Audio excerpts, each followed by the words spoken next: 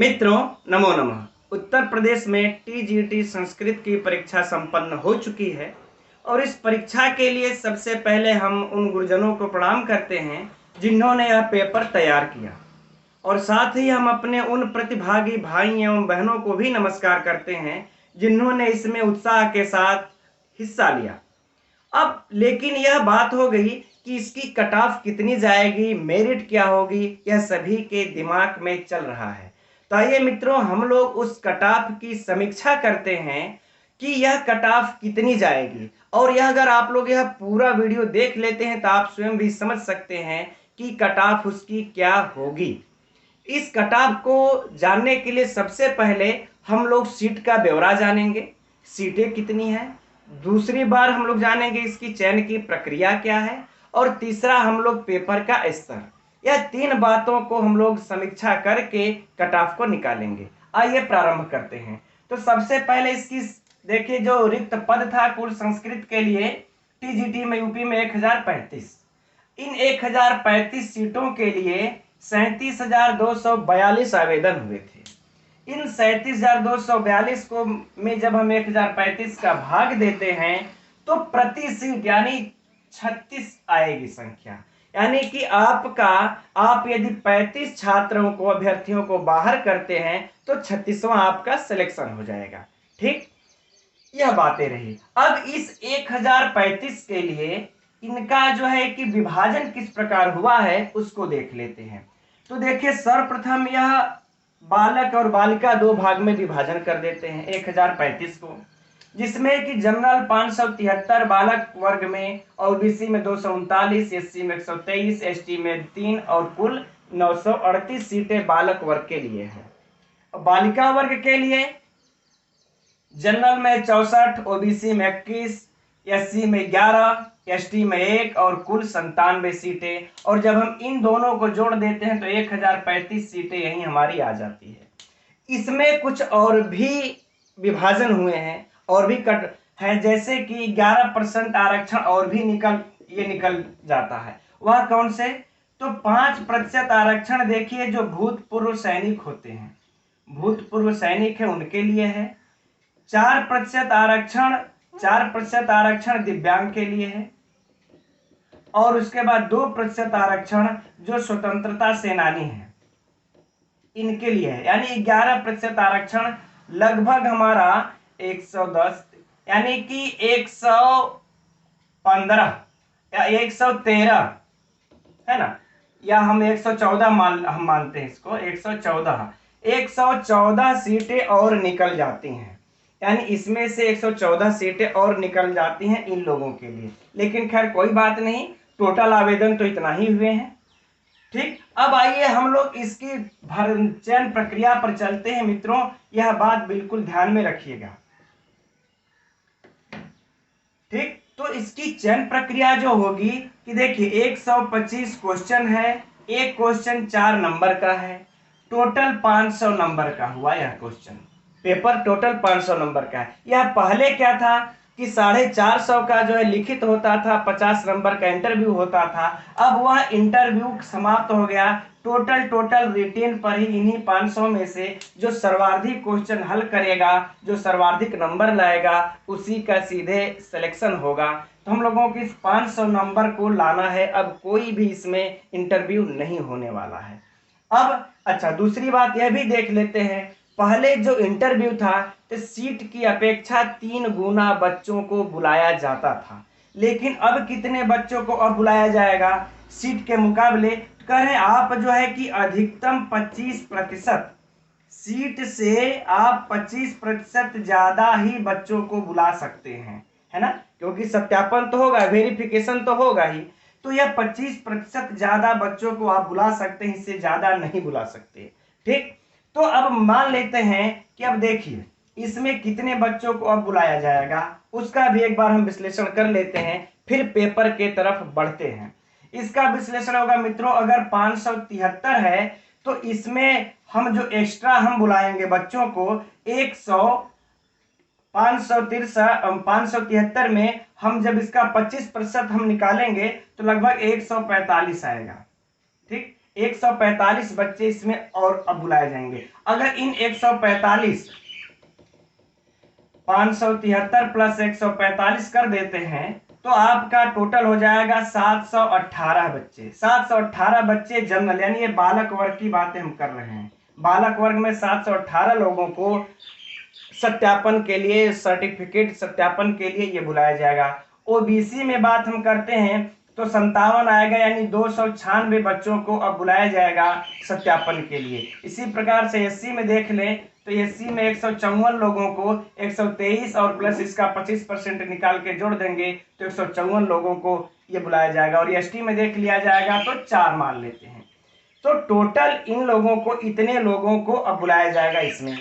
और यही चीज अगर हम बालिका वर्ग में जब देख लें, जो बालिका वर्ग का है कितने लोगों को अब बुलाया जाएगा, तो बालिका वर्ग में टोटल 64, फिर हम ये निकाल देंगे तो मान लेते हैं यह हो जाएगा 114।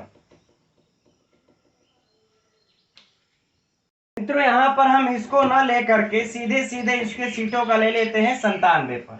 97 का जब हम 25% हम निकाल देंगे तो 97 और प्लस 24 सीटें और इसमें इंक्लूड हो जाएंगी, तो यह टोटल कितना हो जाएगा 121। यानी 121 लड़कियों को टोटल बुलाया जाएगा सत्यापन के लिए। अब इसको हम जब जोड़ देंगे पूरा टोटल तो हो जाएगा 1272 और प्लस 121।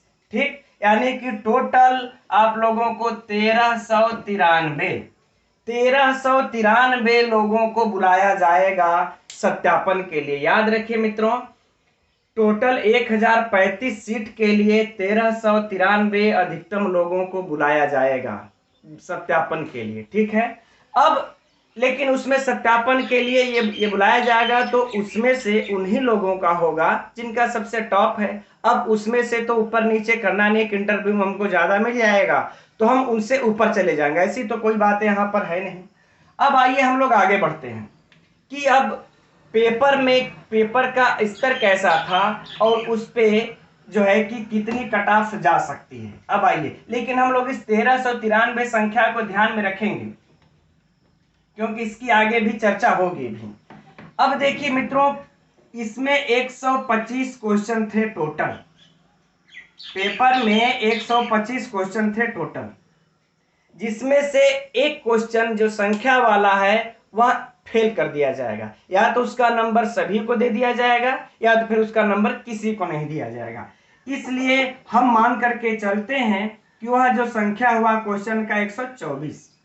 अब 124 में से सर्वप्रथम हम जो कठिन प्रश्न है उनको निकाल लेते हैं। जैसे था अंतरहिते ससनी शैव कुमुदवती, इसमें दिया था अंतरहिते ससनी में किस सूत्र से सप्तमी विभक्ति हुई है, यस्य च भावेन भाव लक्षण। यह थोड़ा सा इसका स्तर उठा हुआ था इस क्वेश्चन का। वैसे ही था ये जो अभिज्ञान शाकुंतलम का पूछा था सूक्ति भर्तु विप्रकृतापि वाला, उसमें जो है कि संख्या पूछा था जो कि 418 का था। तो ये संख्या पूछ करके उस क्वेश्चन का स्तर थोड़ा सा ऊपर उठा दिया था।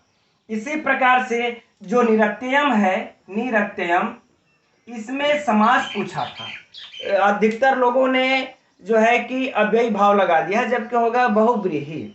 यह ऐसे 3 क्वेश्चन। उसी प्रकार से अधिगुणे में एक समास पूछा था, यह भी लोगों को कंफ्यूज किया। एक सृष्टि रादेव धातु था, इसमें यह वाला जो क्वेश्चन था इसका जो एक प्रिया आंसर सही होगा, यह भी थोड़ा सा उठाया हुआ था स्तर। और एक था श्रिय प्रदुग्धे विपदो रुद्धि में कर्तृपद पूछा था, यह भी थोड़ा सा क्वेश्चन का स्तर उठाया हुआ था, जिसका कि बहुत से लोगों ने कामधेनु लगाया है जबकि इसका कर्तृपद शुद्धा बुद्धि होगा।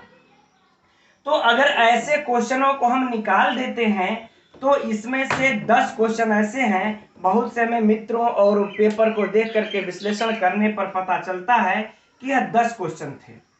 मित्रों, पेपर यह बहुत ज्यादा सरल भी नहीं था लेकिन कठिन तो बिल्कुल नहीं था।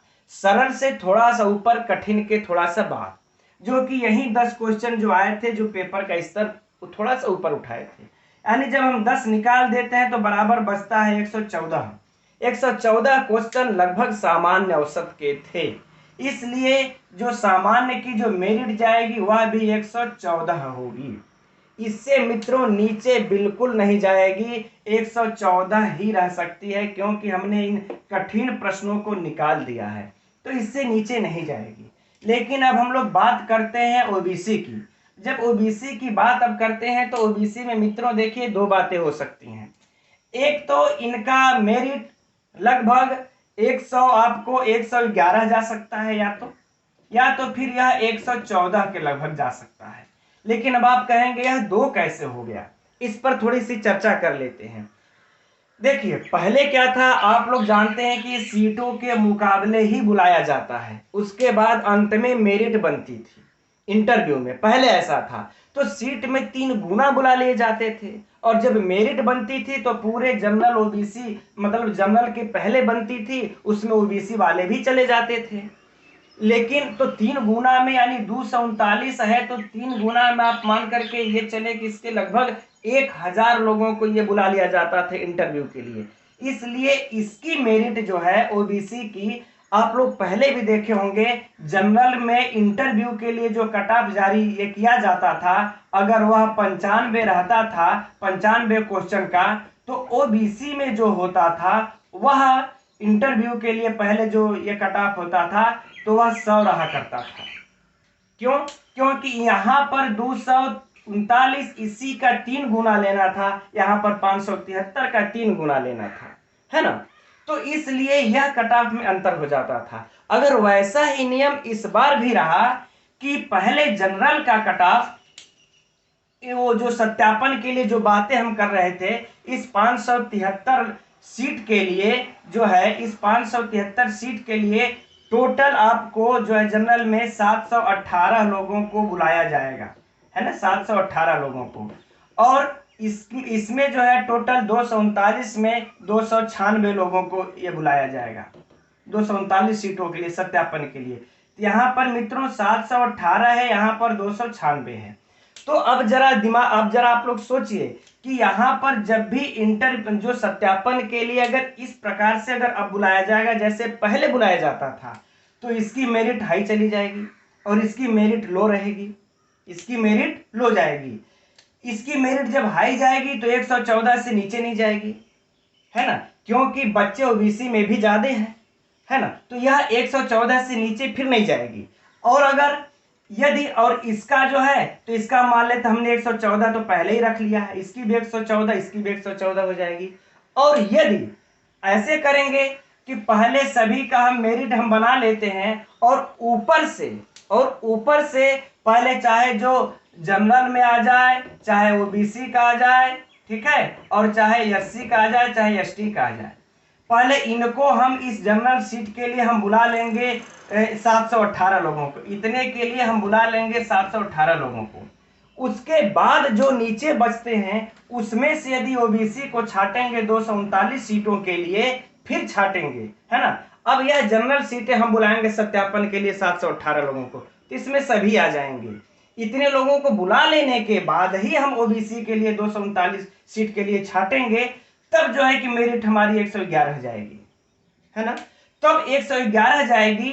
और अब 3 सीटों का हमने 3 नंबर का क्वेश्चन का अंतर रखा है। देखिए मित्रों 14 और 3, इन्हीं 3 क्वेश्चन के लिए यह 303 क्वेश्चन का जैसे ही अंतर होगा, हम तो मान लेते 111 लिखे हैं, हो सकता है या 112 भी हो जाए। यही 2 क्वेश्चन पर 296 लड़के तुरंत आ जाएंगे ओबीसी के लिए, ठीक है, 2 क्वेश्चन के लिए। अरे 2 क्वेश्चन का अंतर हुआ, लगभग 296 अर्थात 300 लड़के तुरंत अब बुला लिए जाएंगे। तो तब यहाँ पर अब 111 या 112 मेरिट ओबीसी की जाएगी मित्रों, इससे नीचे तो मतलब जा ही नहीं सकती है, ठीक। अब देखते हैं, अब लेकिन जब यहाँ पर सिर्फ 573 के लिए 718 के लिए अलग से मेरिट अब बनेगी, और 296 के लिए ओबीसी के लिए अलग बनेगी, है ना। तब यहाँ पर इसका मेरिट होगा 114 और इसका भी मेरिट चला जाएगा 114, क्या बल्कि 115 न रह जाए। हम तो वही मेरा मानना है ऐसा कि यह हो सकता है कि ऐसा तब इसका मेरिट 115 न रह जाए, ठीक। अब इसके बाद सत्यापन लेने के बाद जब टोटल मेरिट बनेगी, तब आपका यही आपके जो इतने 115 वाले रहेंगे ओबीसी के टोटल सेलेक्ट हो जाएंगे। इसलिए हम 15 और 114 वाले तो ओबीसी के अपने लिए बिल्कुल सुरक्षित समझे। अब यह सिस्टम के अनुसार होगा कि उनका 111 भी जा सकता है कि 112 भी जा सकता है। ठीक है मित्रों, अब हम लोग बात अब करते हैं अब ओबीसी एससी की। एससी की तो हम इससे जो है एससी के हमेशा जब भी देखते हैं तो इससे जो है कि आपको लगभग आपका 5 क्वेश्चन 7 क्वेश्चन घट ही जाता है। हम 7 क्वेश्चन को हम घटा लेते हैं, लेकिन चूंकि यहाँ पर है 123 सीटें हैं एससी के लिए, संख्या भी इनकी कम होती है, इसलिए हम जो है कि लगभग इनको हम रखेंगे 105 तक, जो है वो अपने आप को सुरक्षित समझें एससी बालक वर्ग में। ये सारी बातें हम लोग मित्रों बालक वर्ग की कर रहे हैं, है ना। यह जितनी भी बातें हो रही हैं यह बालक वर्ग की हो रही हैं। ठीक, यह टोटल मित्रों बातें बालक वर्ग के लिए हो रही हैं, है ना। अभी बालिका का बाकी है। तो एससी में जो जाएगी वह 105 होगी और एसटी में जो जाएगी लगभग आपको, इससे भी हम एसटी के लिए 3 ही सीटें हैं तो बहुत ज्यादा हम डिफरेंट नहीं कर सकते, 102 तक रहेगी। ठीक है, 102 तक रह जाएगी। ठीक है मित्रों, तो यह हमारा बालक वर्ग में जो होगा 114 जनरल और 114 ओबीसी भी हो सकती है। अगर सिस्टम में बदलाव हुआ तो 111 112 भी हो सकता है, और नहीं तो 114 से नीचे बिल्कुल जाने का प्रश्न ही नहीं उठता। ठीक है मित्रों, तो ये रहा हमारे बालक वर्ग के लिए ये मेरिट, जो यहाँ पर जनरल के लिए 114 और ओबीसी के लिए जैसा देख रहे हैं आप 112 114, यानी ये 115 भी हो सकती है। अगर सिस्टम अगर ऐसे रहा तो 115 भी हो सकता है, और एससी के लिए 105, एसटी के लिए 102। अब अगर हम बालिका की बात अब हम करते हैं, बालिका की मेरिट जो 64 21 11 01 है, इसके लिए देखिए जनरल की मेरिट अगर पिछले हम देखें मुकाबले जो भर्तियों का रिकॉर्ड रहा है फार्म भरने का, तो कुछ लड़कियां होती हैं कि बालक वर्ग में डाल देती हैं सीटों की संख्या को देख करके, और कुछ लड़कियां होती हैं कि अपने इसी में डालती हैं, लेकिन लड़के तो इसमें भर ही नहीं सकते, लड़के इसमें भर ही नहीं सकते, लेकिन लड़कियां ही भर सकती हैं। तो यह फार्म के ऊपर डिपेंड करता है, लेकिन जो पिछला रिकॉर्ड रहा है वह लड़कों से पॉइंट से कुछ कमी ज्यादा ही रहा है, तो यह हम देख सकते हैं। तो इसका भी 114 ही होगा, लड़कियां भी किसी के मामले में लड़कों से कम नहीं है, तो जनरल की 114 होगी, और वही रेशियो यहाँ पर भी हो जाएगा आपका लगभग 112 ओबीसी का। और यहाँ पर अगर एससी की बात हम करते हैं तो एससी में इनका रेशियो चला जाएगा 103 क्वेश्चन, क्योंकि 111 है तो एससी की लड़कियां बहुत ही कम देखा जाए तो पढ़ती हैं संस्कृत में। अब इसके बाद एसटी में जो 1 सीटें हैं तो 1 सीट के लिए हम मानते हैं कि जिनका अगर 100 क्वेश्चन है वो सुरक्षित है। ठीक, तो मित्रों यह रहा हमारा बालक बालिका में कि जिनके इतने क्वेश्चन हैं ये सुरक्षित हैं, लेकिन यह तो तय है कि इतने से नीचे मेरिट जाने वाली नहीं है। ठीक, अब आगे बात करते हैं हम लोग कि इसमें से कुछ ही बच्चे होते हैं, जैसे कि हम लोग 36 क्वेश्चन, जैसे हमने बात किया कि 36 लोग थे, 1 सीट पर 36, तो 36 तो पढ़ने वाले होते नहीं हैं, उसमें से पढ़ने वाले 10 ही लड़के होते हैं। उसमें से यदि आपने 9 को पीछे कर दिया तो फिर आपका सिलेक्शन सुनिश्चित है। ठीक है मित्रों, हम उम्मीद करते हैं आप लोगों के इतने क्वेश्चन हुए होंगे और आप लोगों का सिलेक्शन सुनिश्चित होगा। ठीक है, अब इसी के साथ इसको बंद करते हैं, फिर जब आगे प्रवक्ता का आएगा तो उसके लिए भी हम लोग मेरिट का विश्लेषण और उत्तर कुंजी जारी करके देखेंगे। तब तक के लिए मित्रों नमो नमः।